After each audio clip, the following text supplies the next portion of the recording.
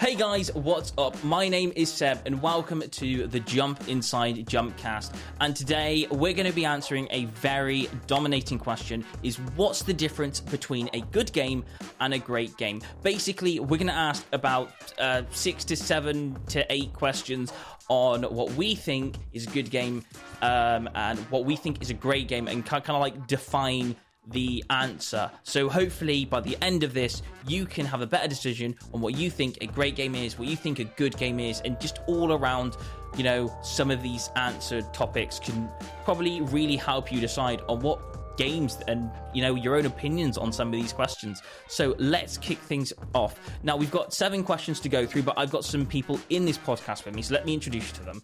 First off, we've got Kamizoide in the chat. Hello. And Kamizoide, what game have you brought along?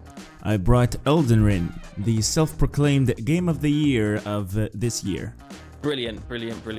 Okay, and then next on the list, we have got BlueFox. Welcome to the chat, BlueFox. Always glad to be here. Brilliant. And what game have you brought along to the podcast today? Today I've brought Yakuza 0, a game published by Sega that I consider to be one of the greatest of all times. Awesome. We're also going to bring Danny, who's going to be standing in for Jay, because Jay, unfortunately, she has a sore throat, so she can't be in the podcast. So we're going to bring it on to Danny, who's going to be joining us in the podcast this evening. Hello, I'm glad to be here. And what game have you brought along? I'm bringing 2 actually. The first one will be Wolfenstein, like the more modern ones, and I will also be bringing LA Noire, made by Rockstar. Lovely. And last but not least, we have Alwood in the chat. Alwood, what games have you brought along? Hey, I've brought God of War Ragnarok. Brilliant. I think that's a perfect in-between game as well. Just saying it's a very new, fresh game out of the box. I think we've all got very defined games when we answer these questions. So I'm going to start off with the first question as we go through these topics. And the first question is going to be, do you need a big, open-world, fancy game map with lots of different areas, styling in different locations to make a great game? Or can you make a great game without it?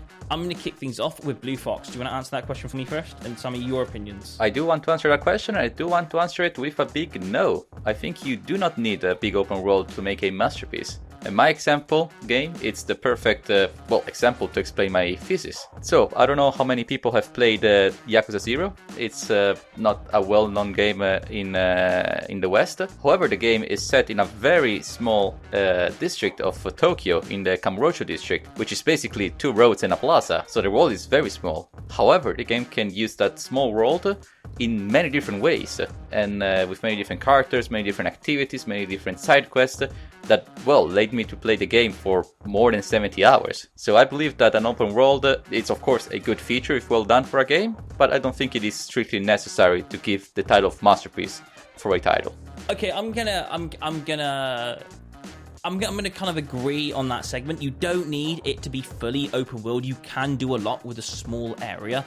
Hitman has 8 different ways to take out an assassination target just by being a small area of the map. One of the first areas you go into is is like a big mansion. I wouldn't call a single house mansion a massive open world area. I'd say GTA was a big massive open world area, but to get from up to down on that map wouldn't take you very long if, for example, you had no guards in it.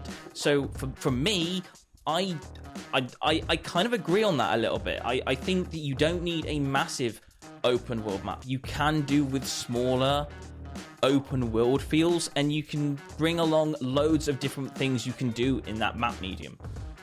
But I will give the same question along to someone who's actually given me a different answer earlier on.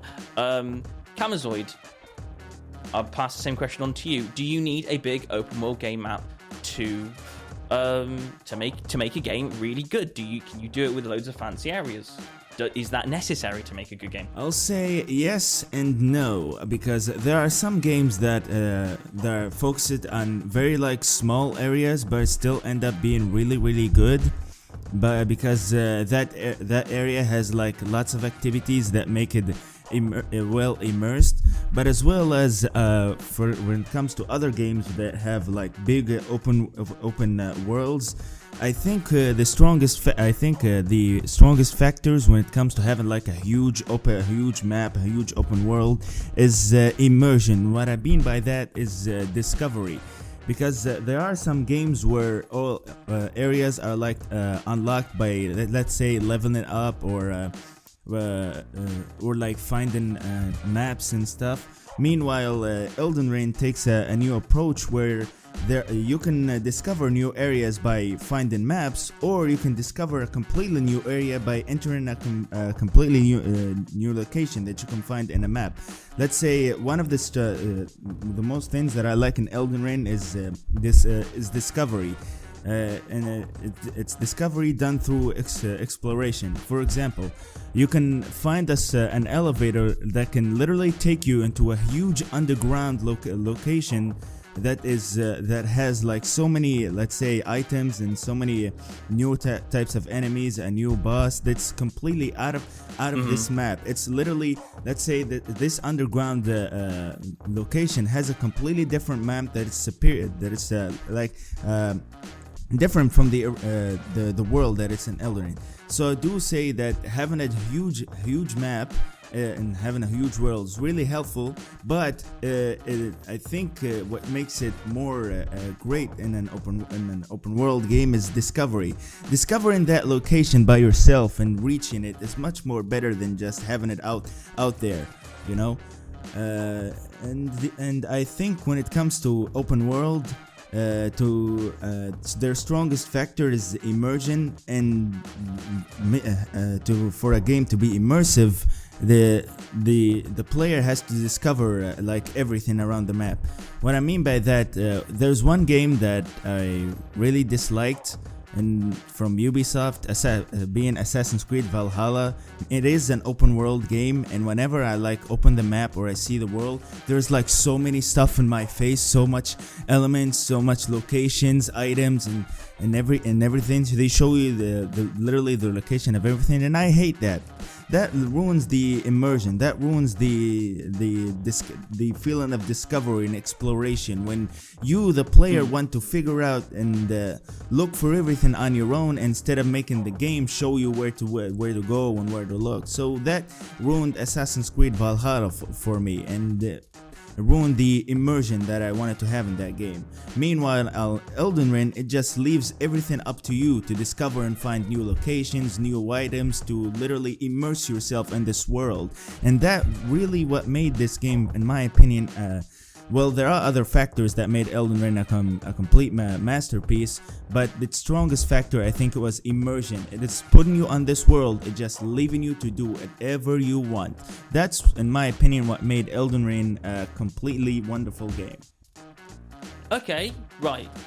You know, I can see what you're on about, but I'm gonna pass this same question on to Danny, because Danny mentioned to me earlier on that is sometimes you need different areas inside a big open world that feel and look different. So he kind of answered it with a yes, and he kind of said it's very important to certain games. Like GTA wouldn't be GTA without it. So I'm going to pass it over to you, Danny. What's your answer to this? Well, I think a game doesn't need a fancy open world map, because like it's both sided. Because for instance, GTA, for example, the whole point of GTA is for you to go around the whole map and do crime. Because you do crime in the city, you do crime in like the beach area, you do crime all the way up north, you do crime all the way in like the countryside. So for a game to do that, you need a fancy open world game, so the player can actually travel around the whole map and actually explore everything. But the other thing, you don't need a fancy one. You don't need a fancy map. For instance, LA Noire. The whole point of LA Noire is that you're a police detective and you go into certain areas to be a detective. And you don't need a fancy map when you're driving around, because the only fancy thing you need in that is the actual like house you're in, or the actual crime scene you're in, or like the outfits and the cars. Because that's pretty much it. You don't need everything else to be fancy. LA Noire is a unique particular game because you can do all that stuff that you've mentioned in a smaller and in kind of like smaller versions of different areas of that map. So I do agree on that. It can be big and open world, but you need to detail certain things inside maps, and I think that's exactly what I'd go for as well. I think, if you bring a game like a big open world game, let's think for example Skyrim, the only Skyrim can really go ahead and decorate loads of different things, but if it only decorated the cities and it was just the cities that were the major factor, it would still be a great game, but you just need to do all the missions inside the cities. Alright, okay, moving on to the next question that I'm going to ask is immersion. Immersion is important in video games, and I absolutely love the fact that when you play Skyrim, you can be fully immersed into the game world, and even the menus are like in Skyrim, they're done to make you feel more immersed into the game.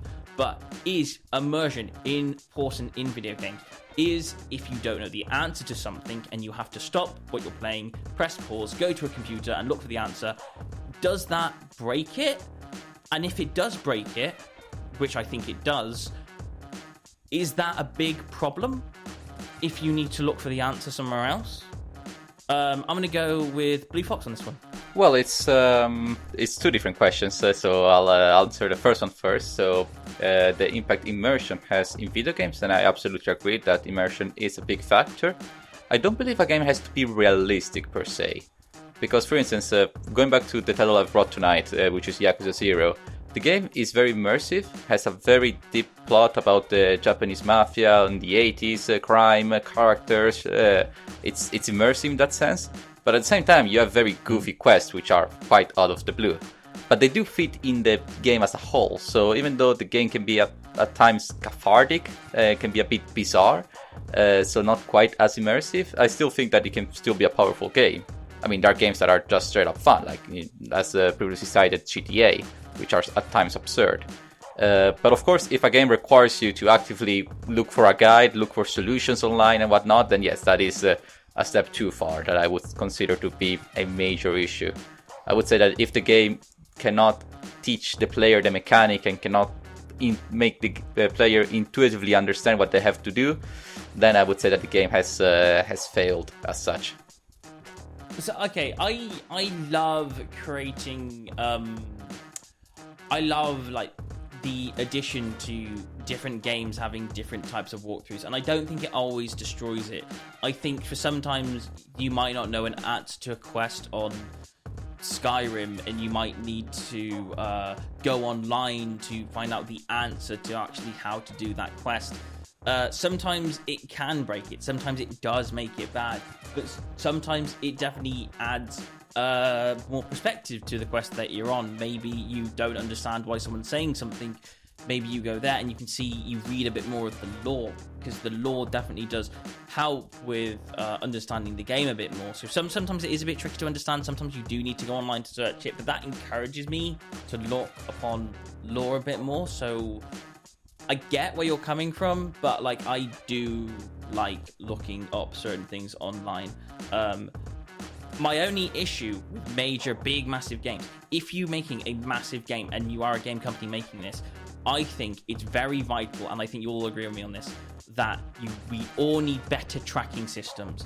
Like if you're like 100% completer, you need a way to track every single one of those quests, because like sometimes you might not know how many quests you've completed. I hate it when you've got like stacks and stacks and stacks of quests. I'm going to go to Kamizoide, because I'm probably fairly sure that you're probably very familiar with the amount of quest stacking you can get when you're playing a big, massive open world game. Well, and when it comes to Elden Ring and like other FromSoft games, they don't have like lots of quests, because what makes that game completely different than other games is that you, the player, make your own quests and finish them up. Like, for example, the discovery of like, let's say you learn about a new a hidden boss. You were able to discover the hidden boss, and it's up to you as the player to make the decision whether you want to find that hidden boss and fight him, or you can just continue the main quest as you like. So when it comes to let's say different quests and all, and like the FromSoft games, you make the choice of wanting to pursue this other quests or to just continue with the main one, knowing that the other quest could be much more difficult than the main quest, or like has a lot of helpful items and all. But I do have something to say about immersion. Immersion, when it comes to video games, can go on two ways. You can be immersed on either the game world or immersed on the story.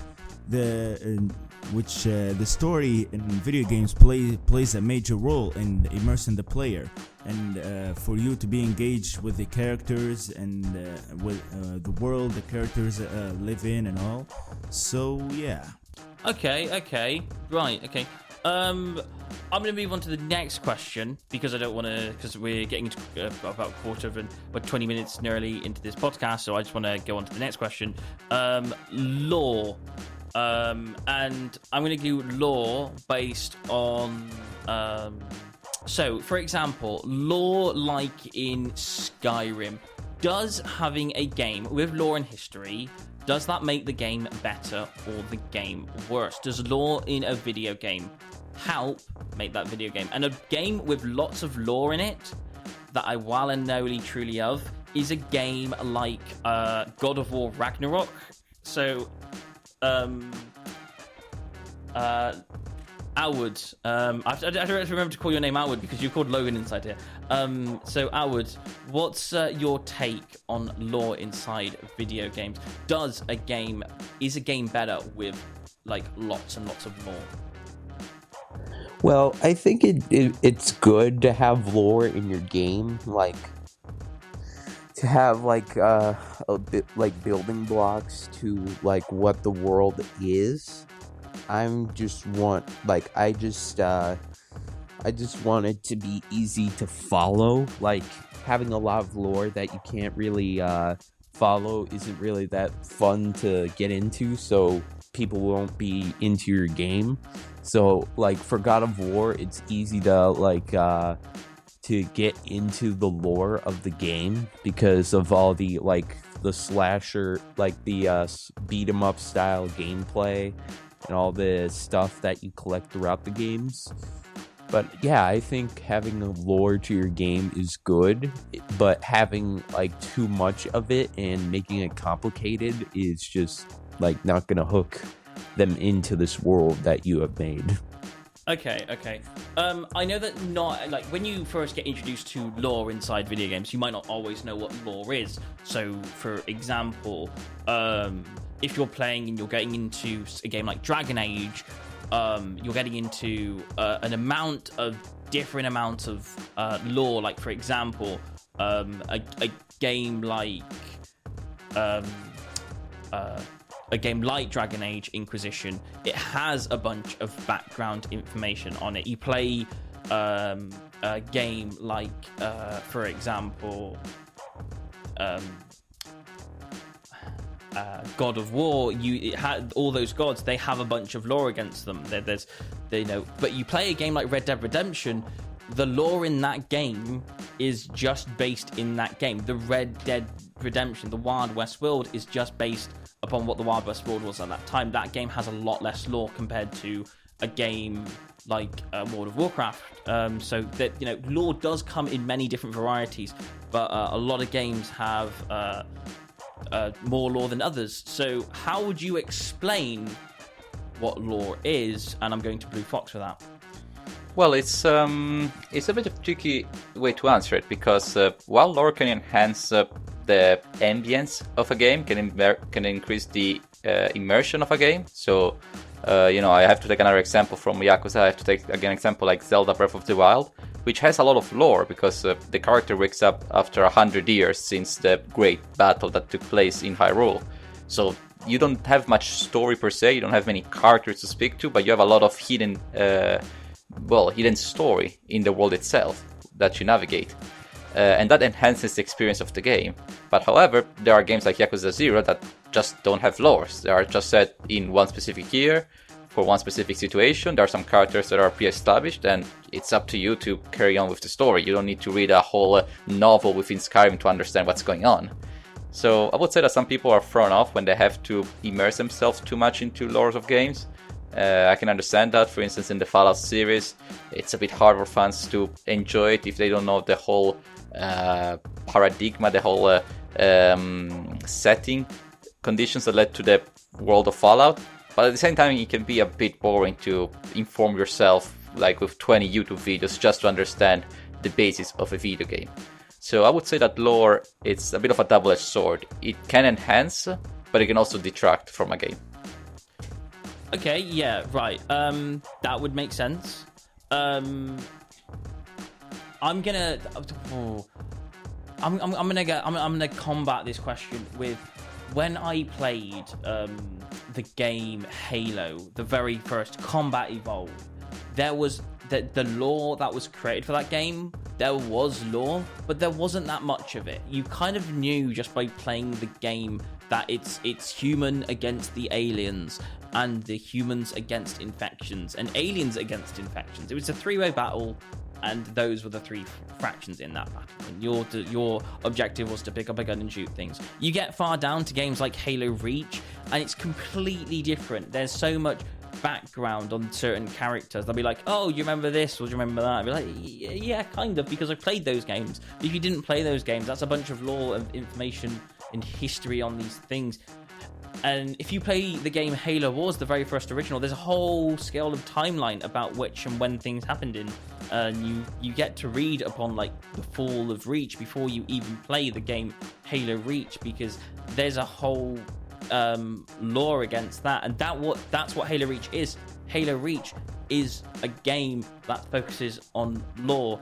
Danny, when you hear the word lore in video games, what does that make you think of? I don't really know, to be honest with yourself. I'm struggling to figure out what the hell lore is in the first place. Because when I hear lore, I think of don't break the law. Cause I don't know what lore means, to be honest with you. I'm trying to listen to you guys, but Lore is basically the story of a game that is set before the game itself, right? Yeah. Yeah, it's basically the history of a game. It's more like the story of the game world itself, the story of the world that you've been put into this game. If I do step in, I would say that lore is important to immerse you more into like the game world, or for example the characters.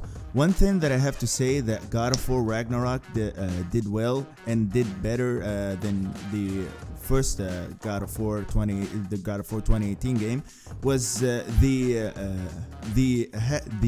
used a great opportunity of like the side quests, making them tell more about given more lore about the characters.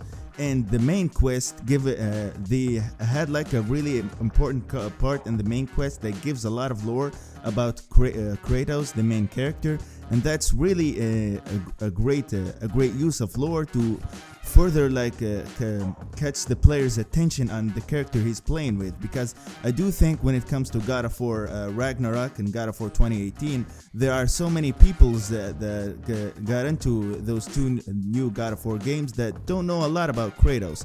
And I do like how the developers worked on God of War Ragnarok and made a portion of the story focused on Kratos, telling about his backstory and showcasing the lore of showcasing Kratos' lore and how he reached these lands and became the man that he is in God of War Ragnarok. So that's important for the player to know about the character he's playing with. as well as the world he's in. And I do think that something else God of War Ragnarok did well is that how you discover and learn about the realms that you're traveling, and the use of side quests that can teach you more about the characters, give more lore about each and every single character, and more about lore about enemies and the everything happening and going on around the world. So yeah. When it comes to Elden Ring and the FromSoft games, lore is more told on the items and the weapons you use. So I wouldn't say that the lore is implemented very well, in my opinion, that is. But it's still good. It's still great for it to be there. Depending on how well the lore is put on the game, whether it catches your attention or not. So I think lore is important, but it depends on the way you implement it on the game, whether it catches the attention of the player or it doesn't. I think lore is definitely a thing that would definitely helps in a video game based on all that. But I also think, yeah, it needs to be dependent on how you've pursued it, how you've done it, how you've put it into a video game. I like back in the olden days, because today we download games and all that kind of stuff, but I loved it when you would get like a game case and you'd open up, and on the one side you'd get like a disc, obviously the disc you put the game into, but on the left side you'd get like a little book, like a tiny little booklet, and you'd open up the book, and but inside the book you'd also get like characters and what type they were. You'd get like, this is Gaz is a person from this place and he grew up thing, and this is his past and history. So when he talks like that in the game, you understand why he talks like that, because he'd grown up with that emotions. Or if you see an alien on a video game, like in Halo 2, it came up with that booklet and you used to learn about what a hunter was before you even battled them, because it said it in that booklet. I want to bring the booklets back. I want the limited, I don't care if they're limited edition or they cost a bit extra, but I want the booklets back in video games where they give you that little bit of information about what you're doing. And even if that's done as a picture or information onto a game release, but if you tell us a bit more about the past, the origins of things that we battle, it just makes it more interesting. We get to take our time to read things up before we get into the action. I don't need to worry about how to learn a control in a video game. But what I would like is a choice to learn a bit more history about it. I think a game with lore that's got a very good basis is the codex system on Mass Effect. It's there, you don't have to read it, but it's there and you do get to go through it. You do get to read it if you want to, and you can read upon things and why they exist. I actually have a booklet. You have a booklet? Yeah, I have a booklet for like Metro. It's the new Metro, like a few years ago. Yeah. In the booklet, I'd open it and it'll be all of the beasts in the game. It'll give me like a really short description, and it's like a really long piece of paper of all the different beasts and tells you what they are. And I found that really cool and actually really interesting just to look at it. And Danny, that right there, that is what lore is. BlueFox, do you want to... Yeah, I did want to add something to what you said. I wanted to add an example that explains why booklets are more effective than perhaps in-game cutscenes. Is that, I don't know how many of you have played Skyrim, but you start Skyrim by being a prisoner that is being transported to a village, and there is a guy talking to you for 15 minutes about the lore of the world, but the way that it's done in Skyrim is very ineffective, because the guy is telling you so many things at once that you just can't remember. He's telling you all the name of the people who are fighting the Empire and the clans of the North or whatever, and you just don't understand them because you don't have neither the will to learn everything in just 10 minutes, nor the capacity to do that. So a booklet is more effective because you can read it at your own pace, and you can say, okay, this is the clan that wants to do this is the clan that wants to do that, rather than to be just told as if it's obvious. So I think that, for instance, in that example of Skyrim, it's much more effective to have a booklet than to have an in-game cutscene that may a bit disencourage players. Then, of course, when you play the game, you learn all the things more organically. But if they're just being told to you by just sitting down and a guy looking at you for 50 minutes straight, making a long explanation that can be a bit hard to digest for new players. For old players, it might be interesting, but for new players, might be, but maybe a bit more challenging. I agree. Okay. I think lore in games is a good thing. So, yes, you don't always need a big fancy map, but lore is definitely an important inclusion. I'm moving on next to something that I'm going to have a bit of an argument against, and I think everyone's going to have a bit of their own say on this. Sound in video games. Do you need to have nice, clean, perfected audio to make a game good? I'm going to personally say no, but I want to hear what people's choices are before they say it. So I'm going to start off with Alwood. Alwood, why does game sound need to be perfect in a video game? Well, I think it needs to be perfect because it kind of is the background to your game. Like, it kind of gives off the feeling that you're in, like, the world. So, like, if you're in a bar, you can hear the music and the people talking. And drinks are being made by the bartender. Like, hearing all those sounds, it gives you, like, this sense of certainty. Like, yes, I'm in a bar. Like, it just builds the background to your setting. You know, I agree, and I can see where you're coming from. But I had to talk with Danny before we did the podcast today, and I was talking to her. We had a conversation about this question, and in a game like L.A. Noire, you hear this voice right at the beginning, and it's not done on a super lovely recorded piece of audio. It's actually quite rough, but because it's in the 1940s, they use audio to make it sound like the 1940s. It basically sounds like a record player. It sounds like a record player. The discs. Like he used like a beat up old recorder to record the audio, and I think that's a clever idea. If you want to make something sound like the 1940s, make it sound like you're coming out of a radio that was played in the 1940s, something that's not quite clear. It's not going to be perfect because back then it wasn't perfect audio, and that's my opinion take on this. But BlueFox, you were the only person who did like that kind of on the fence kind of take on this. What's your take on this?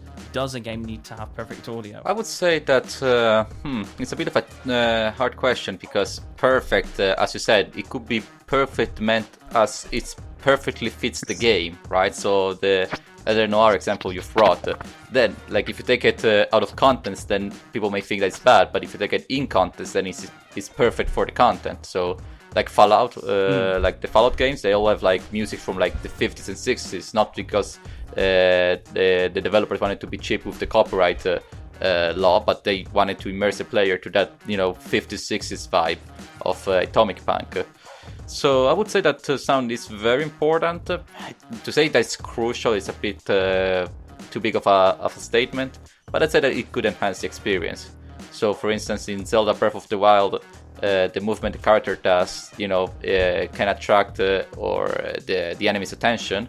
So maybe if I throw a rock very, very far, then the enemy may be attracted to that location. So there is some sound dynamics that affect the gameplay. But sounds as a whole, I'm not too convinced. They of course help, but I would not say that they're a crucial element for a game. I think sound is a very important factor of a video game. When I was playing on Red Dead Redemption and I was playing as the hunter, it was always about not just looking for prey or looking for what I wanted to hunt. It was also a major factor that I was listening for footprints. I was listening out for the wild. I was seeing what was around me, and it was very crucially important that sound had to be correct. And I think I agree with what both what Alwood and BlueFox have said.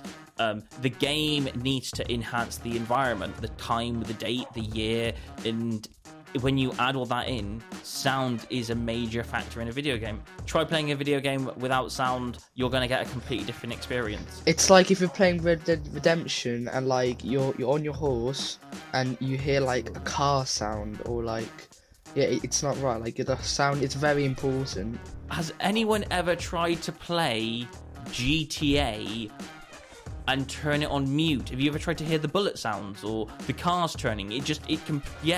You can't. Yeah, the bullet sounds. Like I always listen to the bullet bullet sounds. You don't realize it as a person that when you're playing a game, you've got to listen out for those bullet sounds.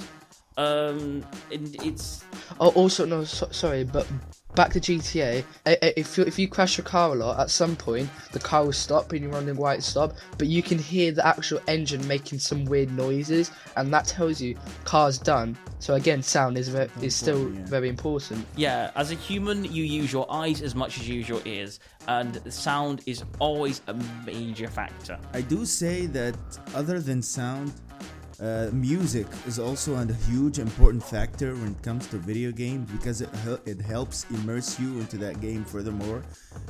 One example that I do have in mind is Doom 2016 or Doom Eternal.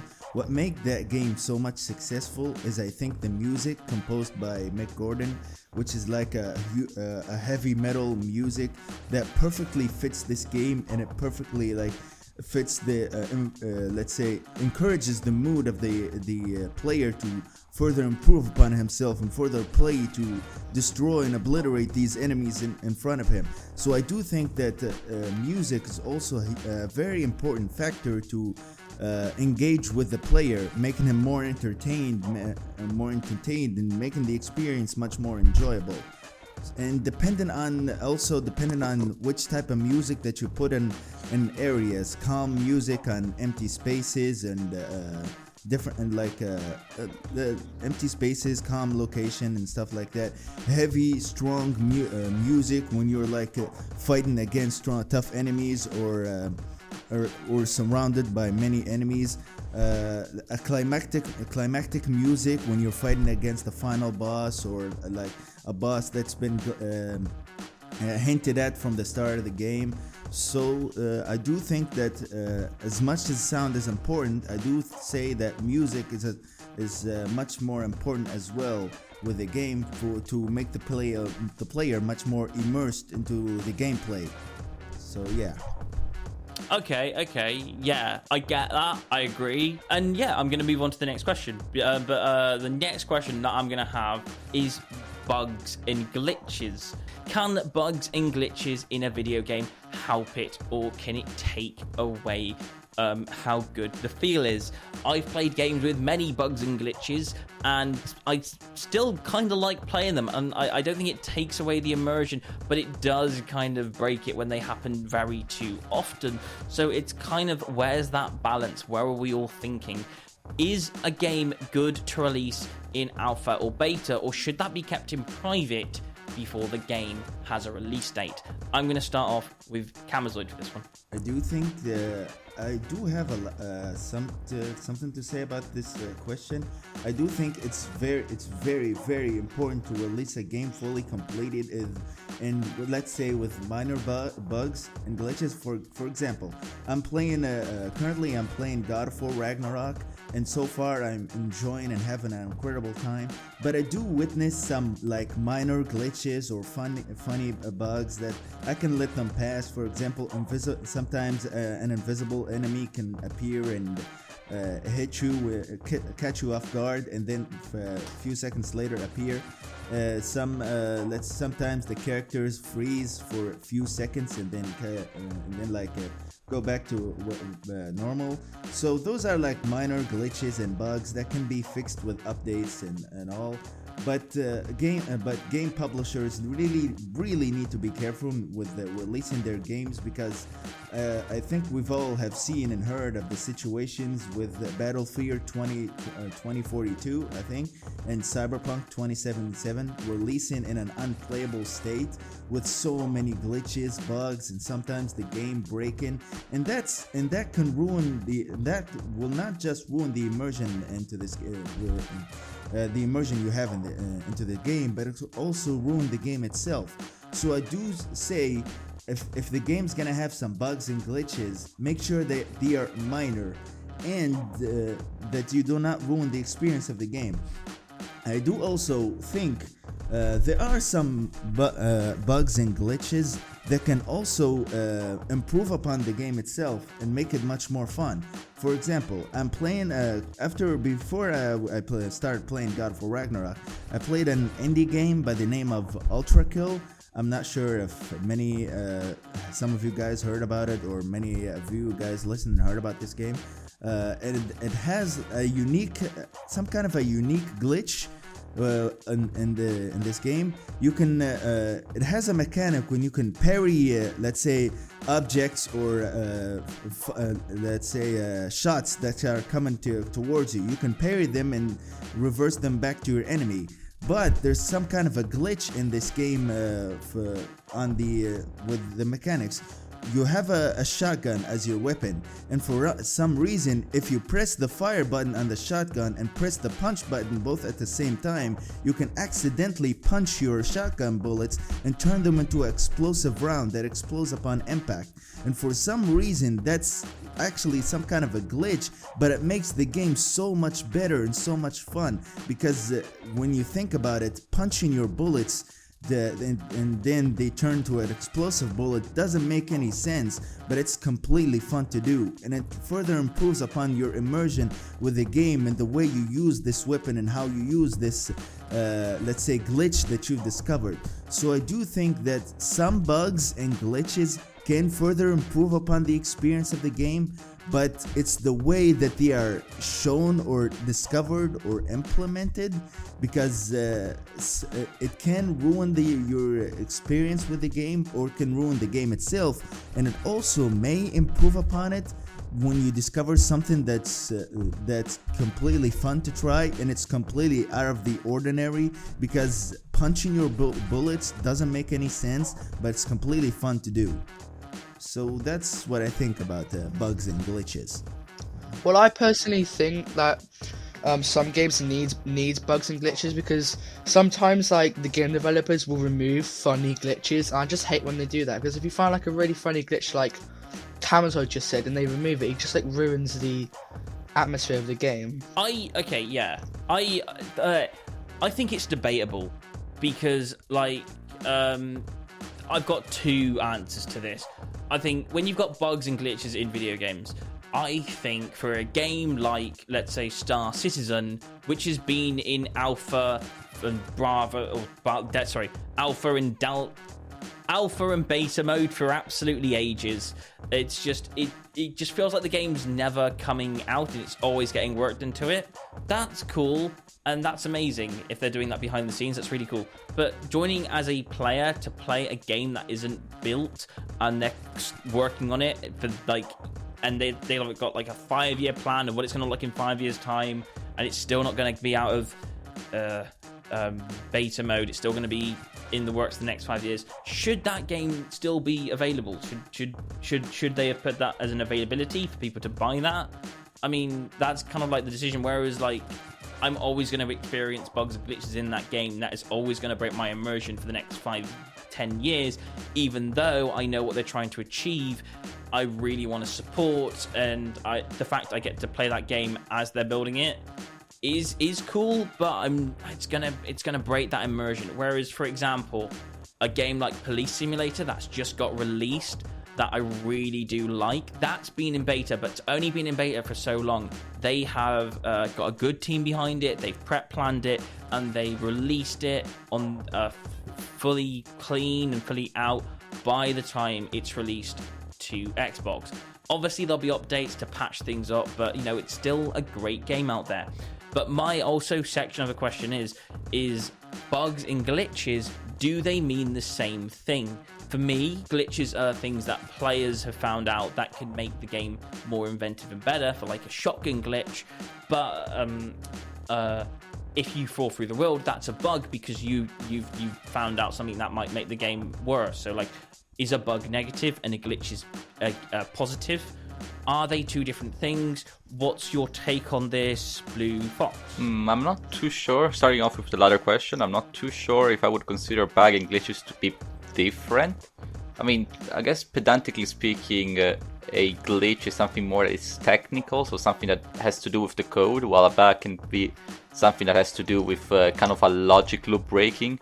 So, you know, maybe a bug could be something that, you know, if you speak to a character to accept your reward for a quest, and then you leave the building and you go back to the building and ask him again, and then he'll give you the same, he gives you the reward twice, then I think that's a bug rather than a glitch. But I'm not too sure, I can be wrong on this one. But with the whole debate, I think that yes, there may be some glitches that make the game a bit funnier to play, but in general, I would say that it's very, very dishonest when developers release games that are incomplete, like Cyberpunk, and they say, oh yeah, we'll fix it later. I think that's very dishonest. The games are expensive these days. People, they don't have too much time to play in the first place. They don't have too much money to buy games at launch, so to pre-order a game and be released in an incomplete state, I think it's an insult to the player. We have seen games like Victoria 3 being released recently that we've seen a lot of backlash from the Paradox fans because they see an incomplete game and they say, well, I've bought a game at the day one, I trusted you and you gave me this. So, 9 out of 10 cases I would say that bug and glitches are not acceptable for a masterpiece. Like, a masterpiece should be as smooth as possible. There can be one bug, one glitch out of the 100 hours you play the game, but it can't be the rule. It has to be an exception. Okay, there are so many questions that we can add to this, and I'll probably ask a few in the description underneath this video, but we're coming up to the last part of the quarter of an hour. So I'm going to ask a brand new question that I haven't actually put on the chat. Does your game that you have suggested for today, do you still stick with these games, or do you consider changing them up before we make a final suggestion? Do they belong in your personal top 5 games that you've played this year? I'm going to start off with Alwood. Do you think that Ragnarok, the game that you've chosen for this evening, do you think that still belongs in your top 5 game of the year games? Yes, I definitely do think that that it belongs in the category because of all the nice cutscenes, the great graphics, the fun gameplay, the open world, and all that stuff. Like, everything coming together with the God of War series is just amazing. Okay, I can only but agree to that. I completely agree. The God of War is an amazing series, and I do agree it definitely fits in with what we talked about today. Kamizoide, with Elden Ring, does Elden Ring belong in your top 5 game of the year, or do you have a different choice depending on what we've talked about this evening?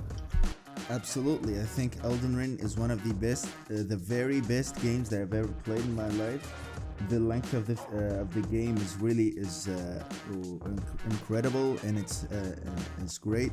The amount of hours I spent in this world exploring it, the amount of bosses I have discovered, the challenge that they gave me, and as a gamer, I truly enjoy a good challenge.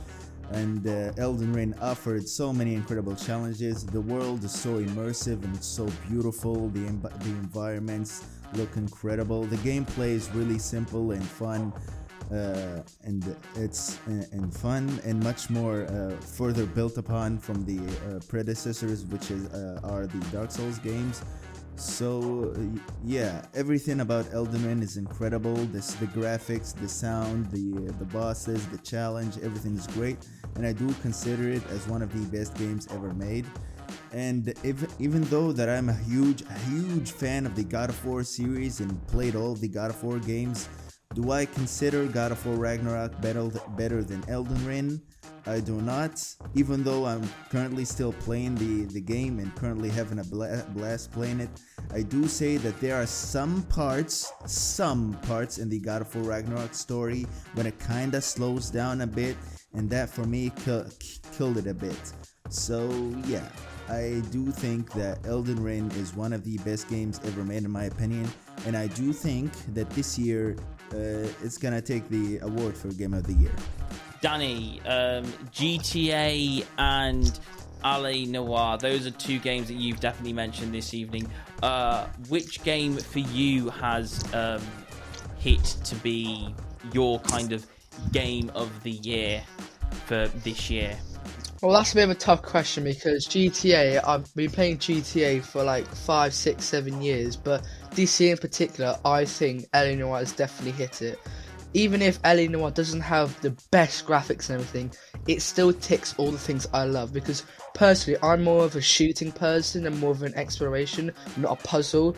LA Noire is a puzzle game, but it balances out for FPS, puzzle, and exploration. That's why I love the game, and The game is really good because I always come back to it every day thinking, right, how am I going to solve this case? What could I have done better? So I think this year, personally, LA Noire has been better than GTA. Cool, very, very cool. Very nice. BlueFox, I'm going to go over to you. You said Breath of the Wilds, Zelda, and you've said Yakuza 0. I always get that one wrong. Do you still agree that those games are your game choices of the year? Are they the games that Kamizoide loves the most? Sorry, BlueFox loves the most. I would say that they are both in my top 5 or top 10 favorite games. I would say that the list in general of favorite games switches and changes up a bit depending on the games that I'm playing. So, but these two games are the cream of the top. Are very interesting experiences. They are very different experiences because, as I said earlier in the podcast, Zelda Breath of the Wild is a game that is enhanced by its massive open world, and the game is beautiful for it. And Yakuza, especially Yakuza 0, is a game that benefits from its very small open world. So it's a bit of it could be seen as a contradiction, but in reality it's a demonstration that you can make two different products that are extremely different in scope and yet make two masterpieces. So yes, after this discussion I would reaffirm my opinion. I would reaffirm that both games are masterpieces for me and in general in the gaming world, and because of every characteristic that describes them. And I haven't actually brought along my game this evening, but when you come along to an open world game, when you come along to lore in a video game, how much lore you need to add and all that kind of stuff. Does it need a big fancy map? Do you need good sound in a video game? Does it need to be the right sound? All that kind of stuff that we've mentioned this evening. I think my favorite game that I can bring along that is definitely right near the top choice, and I haven't talked about it this evening, but my favorite game that ticks a lot of these boxes is Kingdom Come Deliverance. You set yourself up as this character in this world where you wake up, you're in a small city area, and to go from different cities to cities, the cities are the most interesting part. There's a few camps as well, but it's very well done. The sound is well recorded to make you feel like you're in that time zone. The whole game system is very well done to make you feel like you're there. It is big and open world. It doesn't, you don't need to have a big open world to make a great game, but I think it's done a perfect sizing. And I think it's just an excellent game in craft. So, yes. Okay, brilliant. Right, okay. And, of course, that is the sound for the end of the podcast. It's coming to an end now. Hopefully you've enjoyed. I hope you've stuck with the podcast throughout the year. And if you haven't, do check out some of our past episodes. We always talk about video games, and we love talking about them as well. We're all very passionate. And thank you so much for sticking with us. Again, next month is going to be our last podcast of the year. We're getting that close to it, guys. Yay. Why are you yaying? Stop yaying. We're going near the end of the year. That should be Oh no. But no. But after this year, there is the new year. So we have to look forward for that. There's a whole brand new series of podcasts. Maybe we'll have a redesign. I don't know. Should we have a remake? Should we have a redesign? We'll let the audience decide that. We'll have a decide. If you think we should have a redesign, message in the comments down below. And if you have a favorite game choice, message us down below what your favorite game is. So much, and thank you so much for watching. I've been Seb. I will let you guys introduce all yourselves. BlueFox. Well, it was an honor to be here, and as usual, we all have our small YouTube channels. Mine specifically deals about game discussion and game design, so if you're up for that, give my channel a chance. My channel goes by the name of Kamizoide Gaming, which focuses on unique video gaming videos and, most importantly, entertaining ones. So you can always check out my channel, and I hope that you enjoy the videos, because that's the most important part. Hey guys, it's me, Elwood again. If you guys are interested, come see my channel and comment, subscribe, but also subscribe to the Jump Inside podcast. So yeah. And of course, me and Danny, we both do Jump Inside, don't we, Danny? Yeah, we do, and I might be starting my own channel soon, but it's not yet confirmed. What a cliffhanger. Dun dun dun. Oh dear, oh that's a question, isn't it? Oh, right, okay, right. Cliffhanger, oh darn it. Oh, we'll see you guys later. Goodbye, everybody. Bye bye, arrivederci.